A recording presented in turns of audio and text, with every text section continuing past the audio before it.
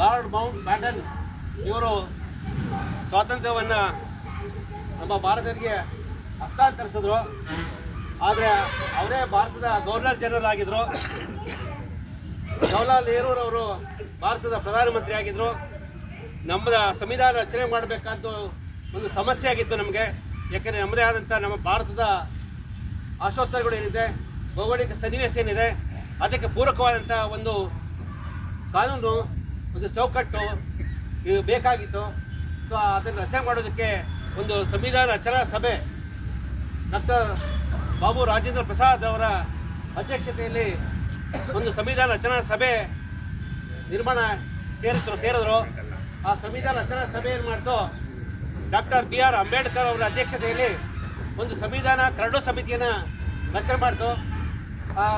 ಆ ಸಮಿತಿಗೆ ನೀವು ಏನು ವಿವಿಧ ದೇಶಗಳಲ್ಲಿ ಏನು ಸಂವಿಧಾನ ಇದೆ ಅವುಗಳನ್ನು ಅಧ್ಯಯನ ಮಾಡಿ, ನಮ್ಮ ದೇಶಕ್ಕೆ ನಮ್ಮ ಭೌಗೋಳಿಕ ಸನ್ನಿವೇಶಗಳು ಏನಿದೆ, ನಮ್ಮ ದೇಶದ ಜನರ ಆಶೋತ್ತರಗಳೇನಿದೆ, ಅದಕ್ಕೆ ಪೂರಕವಾದಂಥ ಒಂದು ಸಂವಿಧಾನವನ್ನು ರಚನೆ ಮಾಡಿ ಕೊಡಿ ನಮಗೆ ಅಂತೇಳಿ ಸಂವಿಧಾನ ಕರಡು ಸಮಿತಿಯನ್ನು ಕರಡು ಸಮಿತಿ BR ಅಂಬೇಡ್ಕರ್ ಅವರನ್ನ ಅಧ್ಯಕ್ಷತೆಯನ್ನು ಮಾಡಿ ರಚನೆ ಮಾಡ್ತು. ಆ ಒಂದು ಸಮಿತಿಯು ವಿವಿಧ ದೇಶಗಳ ಸಂವಿಧಾನಗಳನ್ನು ಅಧ್ಯಯನ ಮಾಡಿ ನಮ್ಮ ದೇಶಕ್ಕೆ ಪೂರಕವಾದಂಥ ಒಂದು ಕರಡು ಸಂವಿಧಾನವನ್ನು ರಚನೆ ಮಾಡಿ ನಮ್ಮ ಏನು ಸಂವಿಧಾನ ರಚನಾ ಸಭೆ ಅದಕ್ಕೆ ಅರ್ಪಿಸ್ತು. ಅದು 1949 ನವೆಂಬರ್ 26ರಂದು ಆ ಕರಡು ಸಮಿತಿ ರಚನಾ ಸಭೆಗೆ ಒಪ್ಪಿಸ್ತು. ಆದರೆ ಅದನ್ನು ಅಂದೇ ಅಂಗೀಕರಿಸಿತು.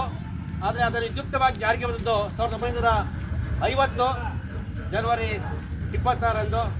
ಯಾಕೆ ಅಂತಂದರೆ, ಯಾಕೆ ಜನವರಿ 26ನೇ ತಾರೀಕಿಗೆ ಸಂವಿಧಾನವನ್ನು ಜಾರಿಗೆ ತಂದು ಅಂತ ಹೇಳಿದ್ರೆ, 1930ರಲ್ಲಿ ರಾಷ್ಟ್ರೀಯ ಕಾಂಗ್ರೆಸ್ ಪೂರ್ಣ ಸ್ವರಾಜ್ಯ ದಿವಸ ಎಂಬುದಾಗಿ ಆಚರಣೆ ಮಾಡಬೇಕು, ಜನವರಿ 26ನೇ ತಾರೀಕು ಎಂಬುದಾಗಿ ಘೋಷಣೆ ಮಾಡಿದ್ರು. ಅದಕ್ಕೆ ಅದರ ನೆನಪಿಗೋಸ್ಕರ ಜನವರಿ 26ನೇ ತಾರೀಕು ನಾವು ಪ್ರತಿ ವರ್ಷ ಗಣರಾಜ್ಯೋತ್ಸವ ದಿನವನ್ನು ಆಚರಣೆ ಮಾಡ್ಕೊಳ್ತೀವಿ. ಈ ಒಂದು ಸಂದರ್ಭದಲ್ಲಿ ತಾವೆಲ್ಲರೂ ಸಹ ಭಾಗವಹಿಸಿ ನಮ್ಮ ಒಂದು ಕಾರ್ಯಕ್ರಮವನ್ನು ಯಶಸ್ವಿ ಮಾಡಿಕೊಂಡಿದ್ದಾರೆ. ನಿಮ್ಮೆಲ್ಲರಿಗೂ ಸಹ ಈ ಸಂದರ್ಭದಲ್ಲಿ ಹೃತ್ಪೂರ್ವಕವಾದಂಥ ಧನ್ಯವಾದಗಳನ್ನು ಅರ್ಪಿಸ್ತೀನಿ.